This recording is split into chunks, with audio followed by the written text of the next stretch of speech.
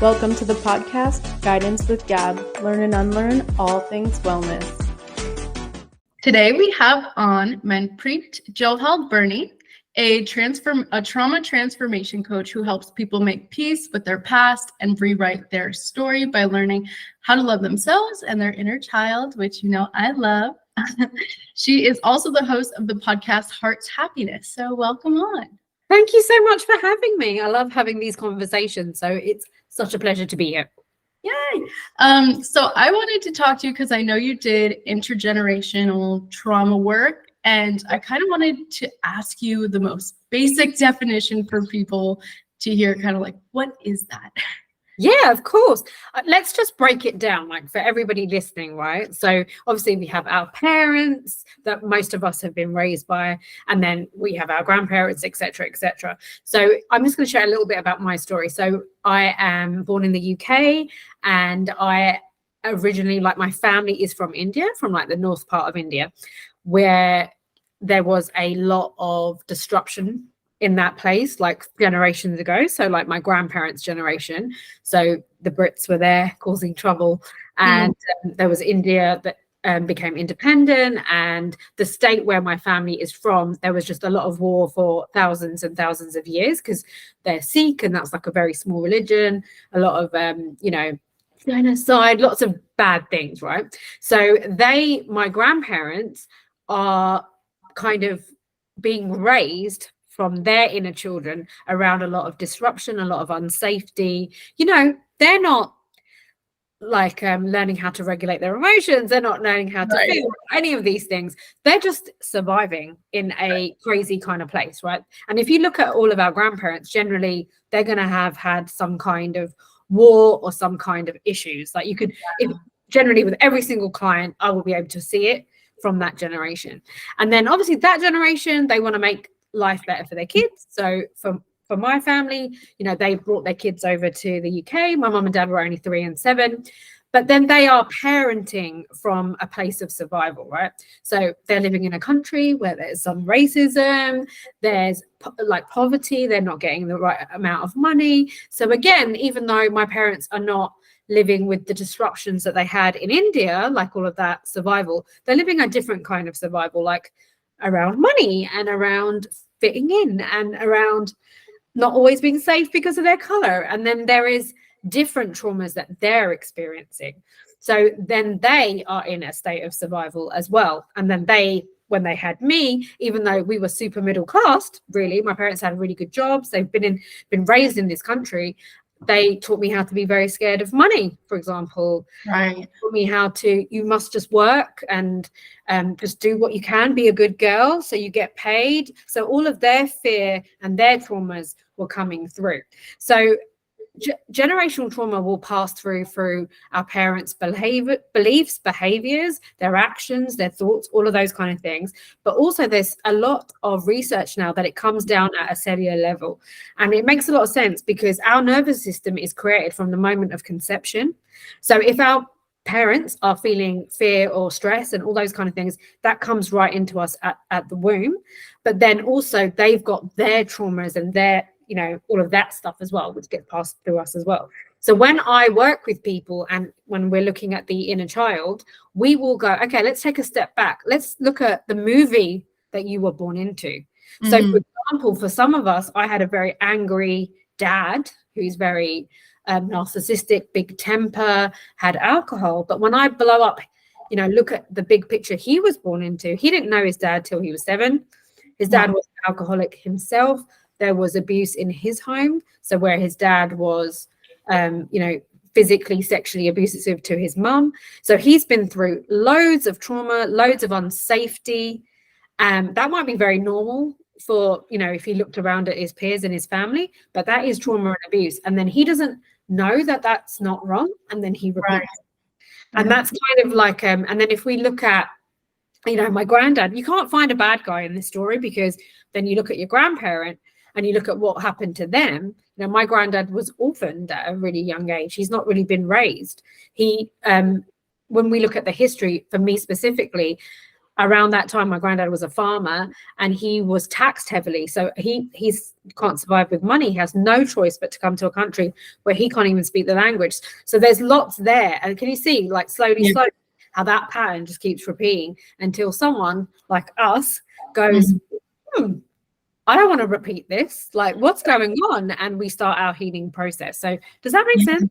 That 100% makes sense. I think what you talked about for me has been the journey maybe the past few years, because I don't know about you, but I saw my grandparents in this like, grandparents, sweet, cozy, loving. And then you look at your parents in the different light because, they're the ones that may have harmed you emotionally in any sort of way. So you could be mad at them, but your grandparents, no. And then you start questioning, wait, why were my parents emotionally dysregulated? Why did they act in these ways? And when you look at your grandparents, you're like, oh, wait a minute. They're not so innocent. They're not always the like cute little grandparents that we have the image for them to be when we're young. So I've been doing that zoom out process and it's been so interesting. And then you hear the stories. I think it's so important to actually listen to your grandparents and not just blow off their stories. Yeah, their stories have got so much gold in them. They really tell the story of your family and your own trauma as well that's been passed on, for sure. Yeah. I think of my dad's dad. He had, I think there were 14 siblings, so 14 of them, and then the war was going on, and he finds his way to Canada with literally nothing, like no education, no money, just kind of like a desire to work and make a change for his life. And then I'm like, this all makes sense. And then coming to America to try to raise 5 children, also barely understanding the language.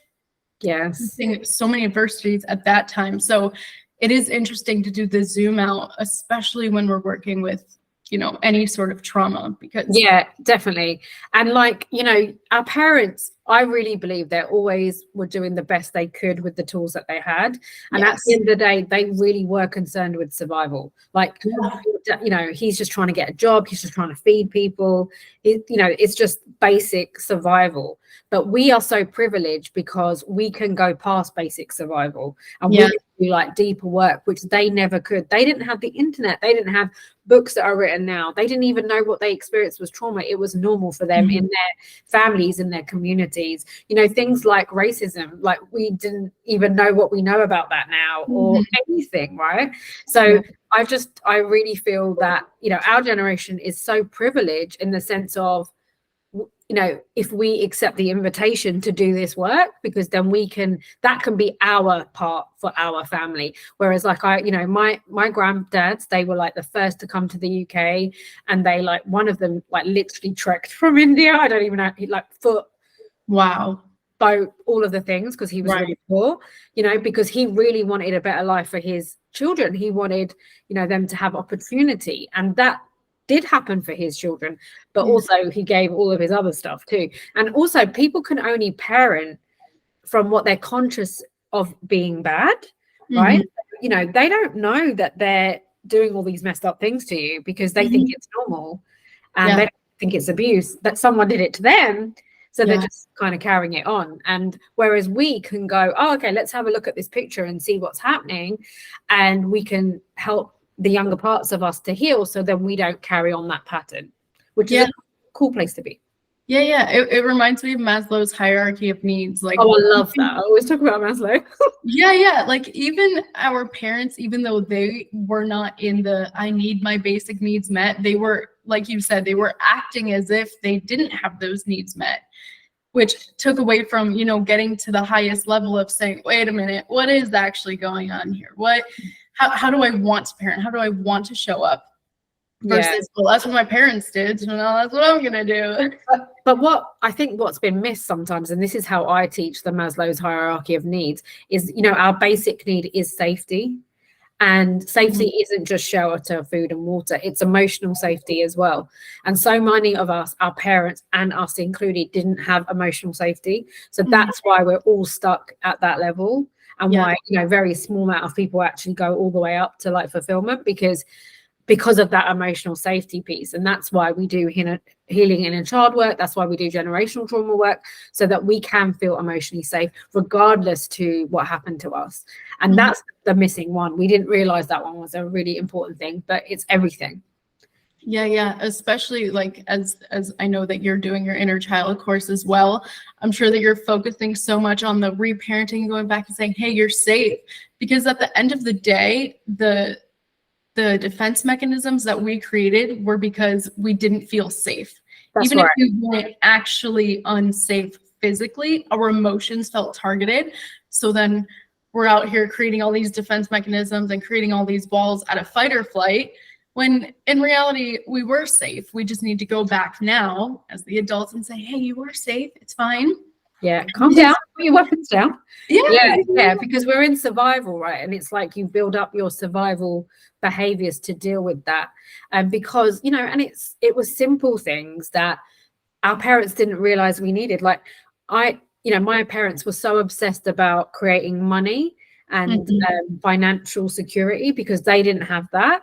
But really, to have them spend quality time with me, to feel connected and heard and tuned in with my emotions, that would have been so much more beneficial for me than that. You know, they had a certain amount of money that they brought in, but they just didn't kind of know that. But it's exactly what you said, is we go back and we kind of find what our protective parts were that came to us, the ones that were like, oh, do this, you know, this is how we're going to keep ourselves safe. And actually starting to calm that down, like calm down our ego. You know, thank you so much for keeping me safe and keeping me surviving. But actually, this is stopping me from like happiness and fulfillment and who I truly am. And isn't like, I don't know if you find this with your Heal Your Inner Child course, that it's the journey back to self. It's the journey back to who you are authentically. Yeah. It's the unlearning of all the shit that you learn. Yes. The unlearning. That's pretty much why my podcast is Learn and Unlearn, because it's, oh, I love that title. Yeah. It's all about just unlearning all the behaviors that we thought were right, or the things that we needed to do, or I'm all about like should or could. Like we obsess so much over what we should be doing or could be doing. But like, let's just be, and let's unlearn all those things and come back to the actual self. Yeah, shed and release, right? Yeah. I know a lot of people ask me this question that don't have like, you know, the big T trauma, but people ask, how do I know if I have trauma that needs to be healed? So how would you kind of answer that for those people? Yeah, so I think, you know, a lot of us know what kind of like a big P trauma is, in the sense of, oh, it's I was attacked, or we were in 9/11 and, you know, there was terrorism. And, you know, people see, you know, I think even society will identify that as bad. But something that's been really missed is small T trauma and how that can really add up. So for me personally, you know, I didn't realize I grew up around trauma. But I felt horrendous. But I just thought that was because, you know, I was like a complete failure of a person. I didn't realize that was because I'd been through trauma. And that's because I was never beaten or anything like that. But actually, there was a number of small traumas going on there, like emotional abuse, control, financial abuse, being criticized on a regular basis, you know, just not feeling safe, not knowing what somebody's temper was going to be like. My mum, who's a lovely person, but would give silent treatment on a regular basis. So what I would say is trauma, everybody on the freaking planet has had trauma for a start, because that's part of the human experience. But what I would say is, it's whenever you felt that you were unsafe, there was perceived threat. And in your body, it sort of felt really unsafe in that moment. That is a moment of trauma. And when you've had so many of those, so for me, no physical big abuse, but from the moment I was born, and actually probably from the moment that I was in my mum's stomach, I had hundreds upon hundreds of moments of unsafety, with my dad's explosive temper, with addiction that I lived around, you know, all of these things, my parents' turbulent relationship, the loss of my grandma, all of these things are small T traumas, and they add up. So I actually, you know, I don't like labels, but you would say I've got like complex PTSD, because there has been so many of those moments. So when I was living my life, I was living my life like I had PTSD, just like full on normal, like post-traumatic stress disorder, like Yeah.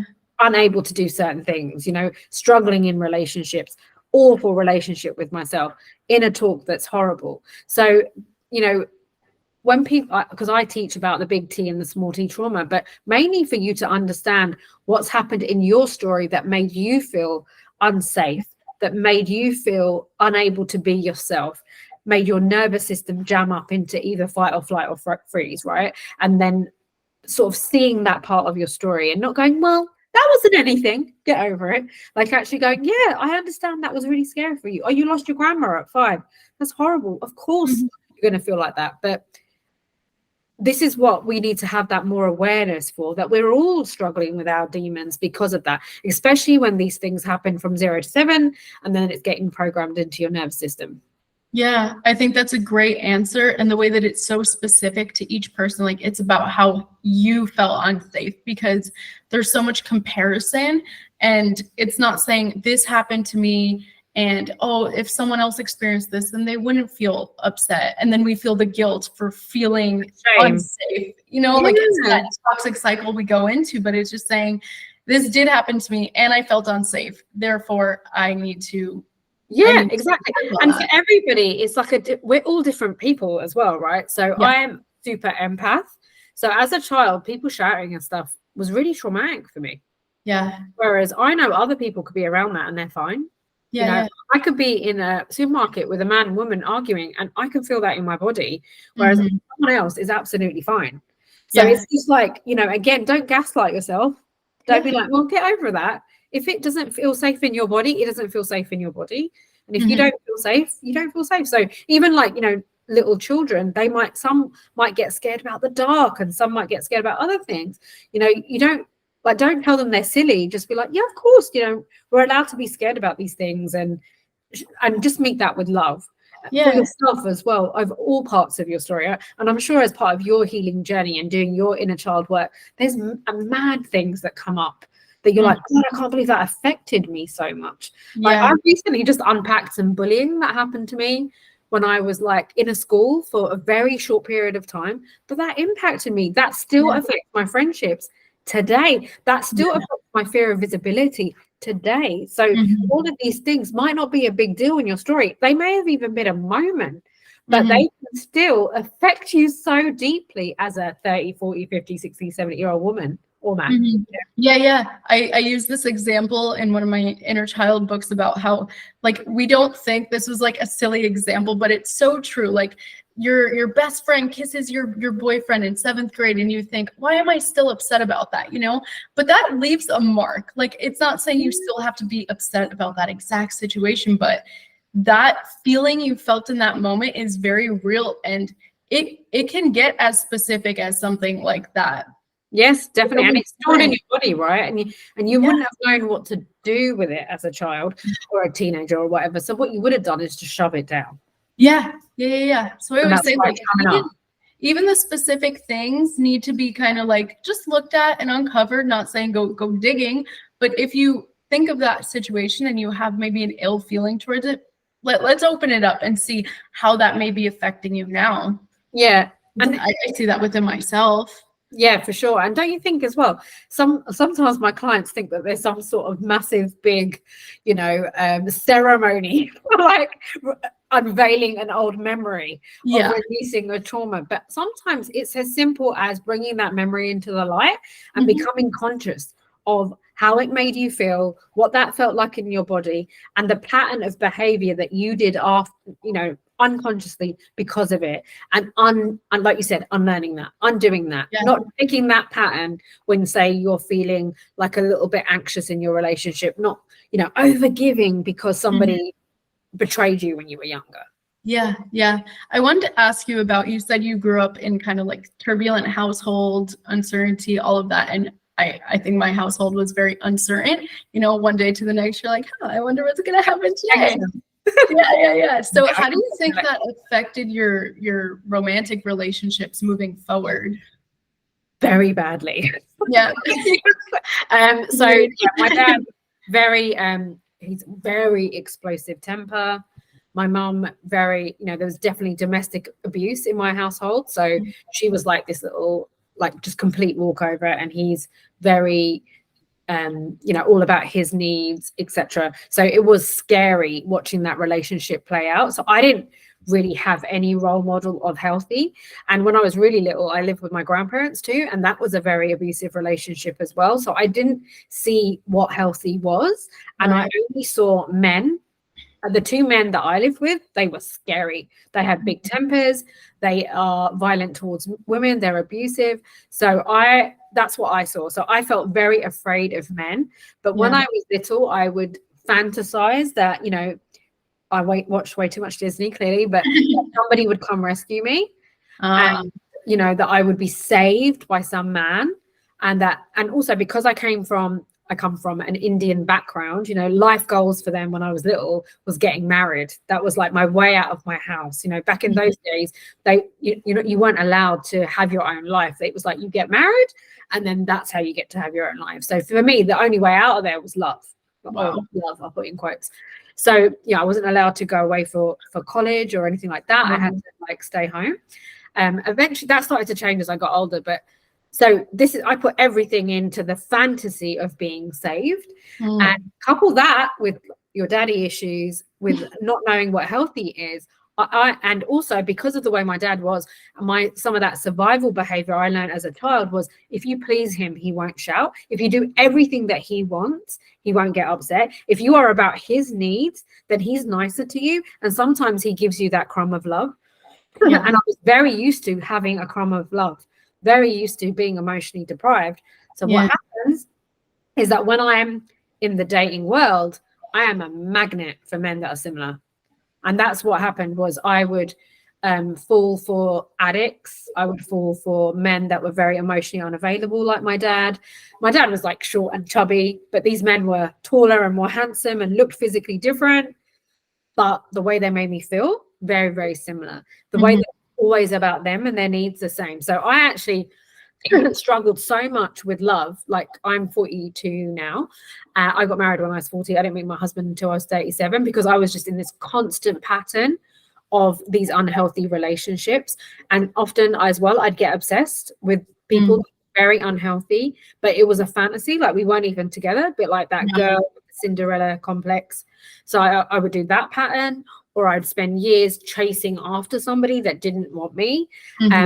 About all of my self-care, like all of that would go out of the window, just be all about that guy, about their needs.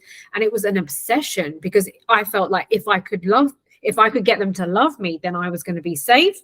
And then, sometimes somehow this person that I'd be chasing, like one time he chose me and he changed. And then I was just kind of bored. Right. It was like the avoidant, it was kind of like, I don't really want this anymore. So when I had to do a lot of work to heal like my daddy issues and my relationship patterns, and I really had to sit down and get to know that shadow part of myself and how it was playing in my attachment, because obviously I've got a very dysfunctional relationship pattern, and that was playing out. So people were like, what's wrong with you? Why can't you get married? Like, everybody else is like, what's wrong? And it was very much that. So the minute like actually someone started to give me love, it felt really unsafe. It felt unsafe to receive love. So I could give love, no problem, but receiving it felt scary. So when it came to, I did work on myself, and then I met my husband, who is a completely different kind of man. It was actually quite hard for me to allow that love to come in, to receive it, and to feel safe in the good things. So I had to do some real work to be able to allow a good relationship in my life, because again, I didn't know what that was. I didn't know what healthy communication was. I didn't know how to, and I teach this now, how to repair in relationships, how to express your needs. I didn't know how to do that. I've done that my whole life. So it really was a journey to be able to like release those relationships of the past and build a new relationship that is nothing like the ones I grew up watching. Yeah. I want to say congrats to you for breaking that pattern. I'm proud of you. And then getting married on top of that to someone who is opposite and showing you love and meeting those wants.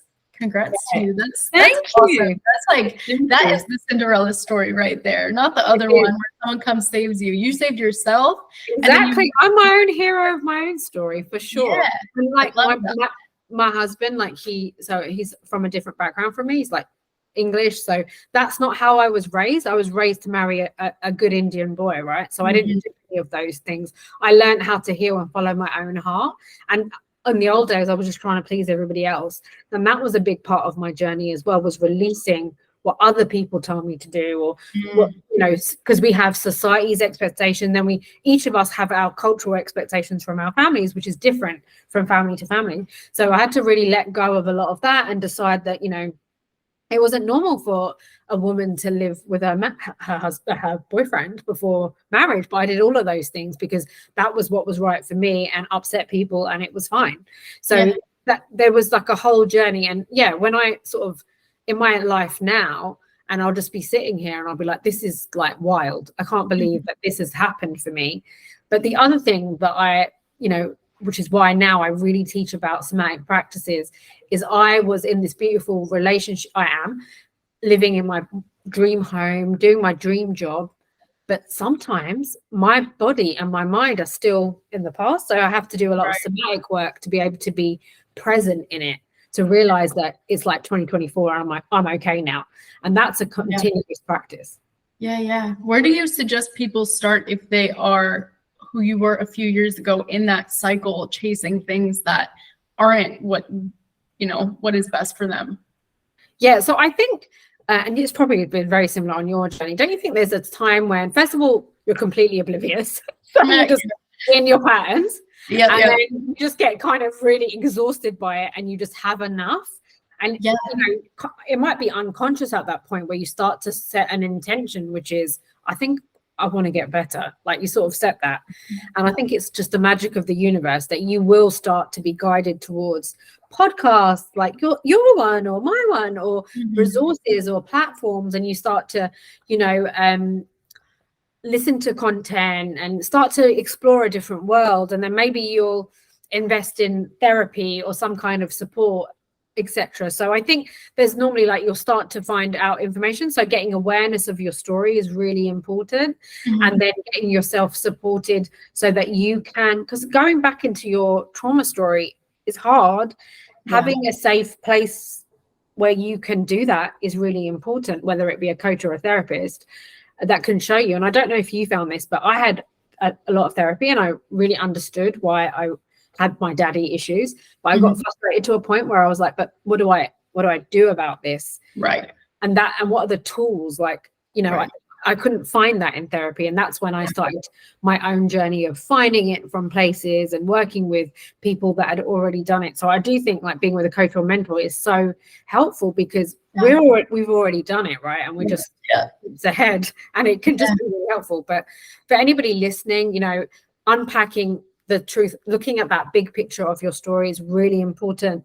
Looking at what survival mechanisms you're doing, starting to slowly, baby step by baby step, doing healthier practices, like finding out what those healthier practices are.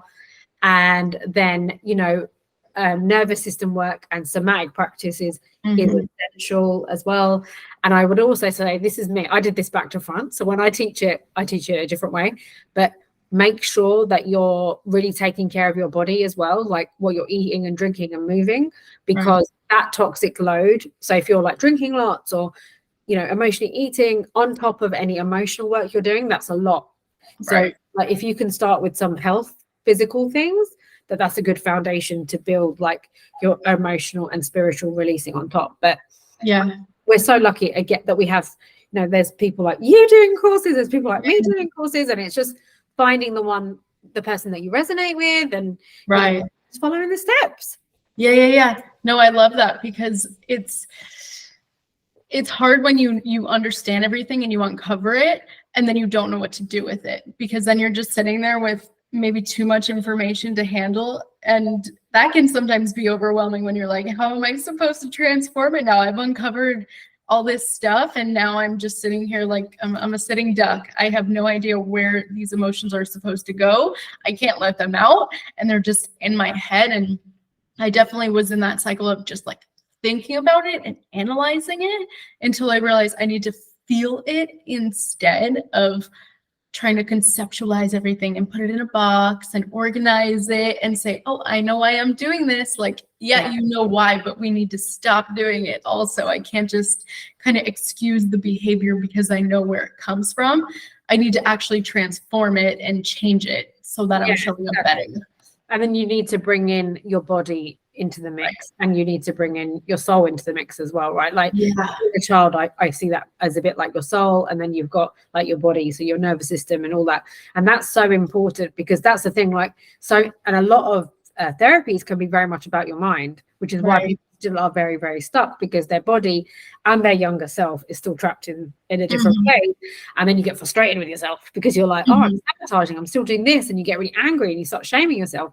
But it's like a very holistic thing to be able to heal all those parts of you, and doing it with kindness and self-compassion, not like beating yourself up. Like something that I did, which I do not recommend, is I was pushing myself to heal. I was like, get over this. Like, why are you still doing this? Like, mean. Like, it was really, really mean, rather than having compassion and love and grace.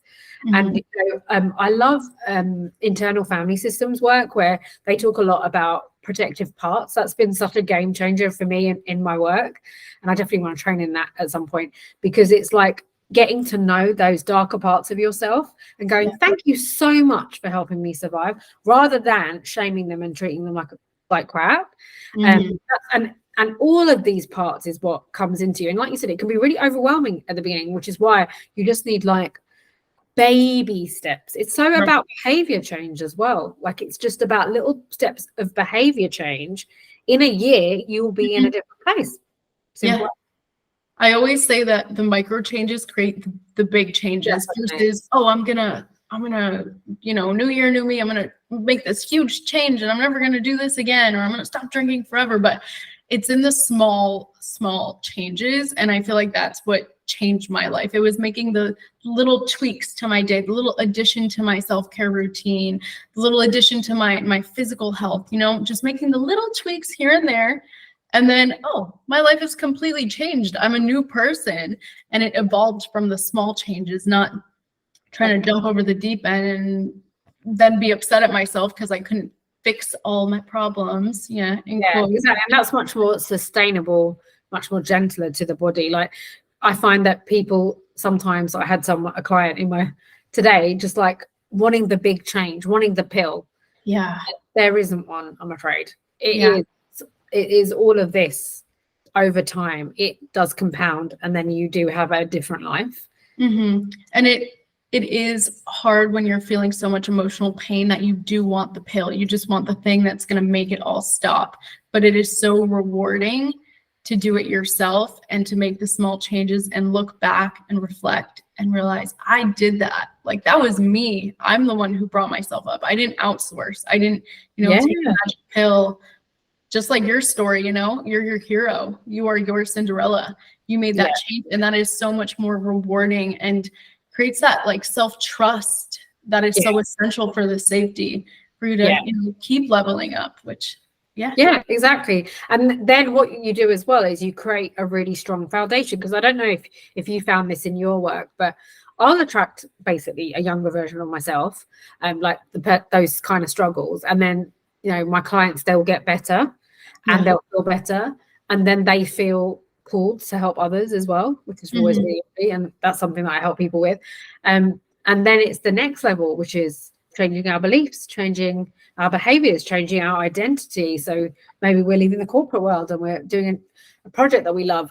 Then all of this stuff comes back up again. So it's like the tools that you created at the beginning for your healing journey. You're going to need that for the next evolvement of you as you grow and progress into the person that you are meant to be. So like going up that Maslow's hierarchy of needs. I always there's like these two ideas that I have, and I worked with someone who was a recovering addict, and she said that she always says she is recovering. She never says recovered, because it's a constant reminder that you always have to do the work. So she will tell people she's I don't even know how far at this point, but it was a very long time at that point. And she would still say, I am recovering, because it was like a badge of honor. Like, I'm still putting in the work. I'm still doing it. I'm still going to get triggered and want to go back into that space. but I'm not going to because I am constantly on the journey. It's not like you heal and then, oh, I'm so much better. It's you heal this thing and then something else might come up. And then you just have the tools and the safety and the trust that, yeah, I will get over it because I got over this. And then you start building that positive spiral up. And and when you up level each time, you know, you will, some of your shadow behaviors, they flare up again, you know. They're like, hey, come use me. We're still here. We'll make you feel good. And sometimes you might. You're human, and that's part of the progress, but part of the journey almost. And it's actually going, okay, how does my body feel when I do all the good stuff? How does my body feel when I do the other stuff? Actually, when you start to make that connection with how you feel, like how you sleep, how your anxiety is, how all these things are, you're going to slowly decide to let go of some of those other habits, which are it's always great. And I think it's so important that you included the physical part to your program because, like you said, you need to be aware of how you feel in those moments. And it's hard to be aware of how you feel if you're not connected to your body. So how is someone going to know, oh, I feel so much better when I am doing the things that fuel me? And how am I going to know if I'm anxious if you're not connected to the signs and signals saying, hello, we're anxious over here? And also, like, sometimes finding the reason, like some of my clients will be like, oh, you know, I'm feeling really, you know, dysregulated. And when we slow down, we realize that they've just been eating a lot of sugar or something. That's actually disrupting their mood rather than the thing they're getting annoyed about. So some of those basics, they matter, like, basically. And it's like coming down to some of that level of detail, and that when you hang out with a certain person, that's really bad for you. And it's becoming aware of like certain relationships and having boundaries or leaving certain things because it's bad for you. There's so many things that contribute to like the why we may be feeling a certain way. The question that I always ask people on my podcast is, if you were in front of the entire world and they were all listening, all paying attention to you, what would you say?